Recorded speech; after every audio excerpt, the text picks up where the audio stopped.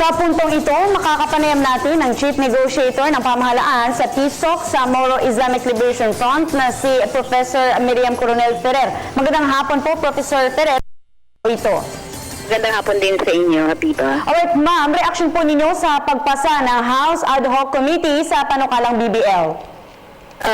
Maganda po yung naging pangyayari, siyempre dahil inaasahan natin na wala sa komite ay maingat na ito kaagad sa plenary para mapagpatuloy na sa kabuuan sa pangkalahatan yung kanilang talakayan dito sa panukalang batas. Ma'am, ano naman po yung reaction po ninyo ngayon sa pagbabago ng title ng draft sa Basic Law of the Bangsamoro? Ito po yung amendya na kinakailangan ng ating Kongreso para matiyak kung ano yung tinutukoy na Bangsamoro dito sa batas na ito. At ang sinasabi nga ay walang iba kung hindi dun sa autonomous region na siya rin naman nakalagay sa ating konstitusyon. Sa palagay ko, isang paglilinaw yan na walang ibang klaseng entity ang tinatayo dito na kakaiba dun sa autonomous region na sinasaad mismo sa ating konstitusyon. Alright, ma'am, meron po kasing mga iba na parang hindi rin po naging pabor, no? Ito po sinasabi nila na mga pagbabago sa mga revisions ng draft ng BBL. Kayo po ba, pabor po ba kayo dito sa mga pagbabagong ito? Katulad na lamang po ng pagtanggal ng wali at ilang pagbabago sa coordination protocol sa pagitan ng national at ng Bangsamoro government sa tugon naman ng security and defense. Siyempre, alam nyo, ganyan naman talaga, di ba? Maraming nagtatalakay dito at may iba't ibang opinion. So talagang meron dyan mawawala, meron din madadagdag. Kung kaya wala naman sigurong isang tao na 100% sa lahat. Alright, ma'am, meron po ba kayong komento tungkol naman po dito sa sinasabi ng ibang mga mababatas, pati na rin po yung mga ordinaryong tao, pahinggil naman po dito sa ang BBL daw ay mukhang minadali? Alam na, naka-50 pagpupulong na yata. Naka-50 pagpupulong na ang komite dito sa panukalang batas mula nung Setyembre nung maipasa ito. Hindi pa nga tapos, meron pang proseso. Nakita niyo naman po yung diskusyon nila ay talagang matindi rin ng palit ideya.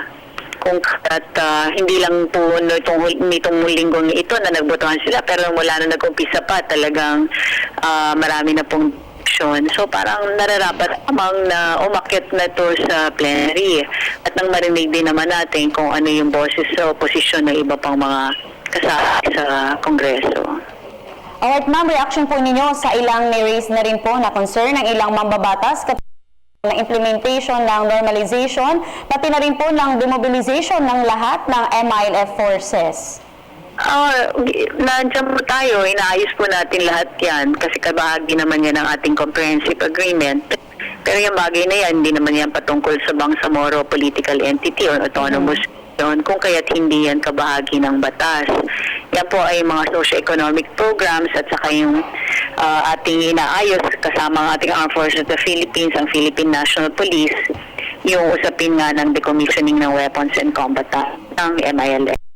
Right, ma'am, siguro pinaka-critical na rin po kung itatanong din po namin sa inyo ito, no? Mabuting sa inyo na po magmula. Kumpiyansa po ba kayo na may papasa ito sa Senado? Itong panukala bago ang itinakdang deadline? Yung umaasa, yan ang kagustuhan, pero alam mo, sila naman talaga yung nagtatakda ng kanilang rules at saka mga schedule.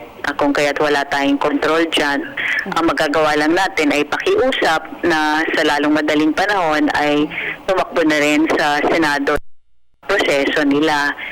From committee, aakyat pa yan sa plenary bago pa magsasalubong yung House version at saka yung Senate version. So talagang ganyan po katagal ang pagsasagawa ng batas at ang inaasahan natin ay sa suporta ng mga literato po ng committee sa Senado, tulad po ng pinakitang suporta rin ng leadership naman sa House ay makita rin natin. Alright ma'am, bilang panghuli po, mensahe po natin sa ating mga kababayan sa Mindanao, sa Assam na maisabatas BBL, lalo na po sa ating mga mambabatas na sumusuporta din dito sa BBL.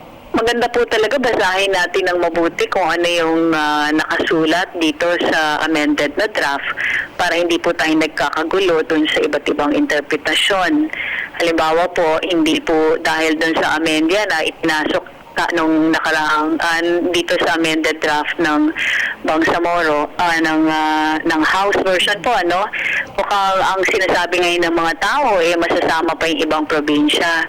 Kung makikita po natin doon sa draft po ng requirement para mangyari yung ganun at napakalayong posibilidad talaga na hanggang Palawan tama kasi ang kondisyon doon ay contiguous, dapat nakadikit sa loob ng Bangsamoro. So sana basahin po natin yung draft para hindi tayo nalilito doon sa iba't ibang mga lumalab. Alright ma'am, maraming salamat po at magandang hapon, Government Chief Negotiator and Peace Talks with MILF, Professor Miriam Coronel Perez. Maraming salamat.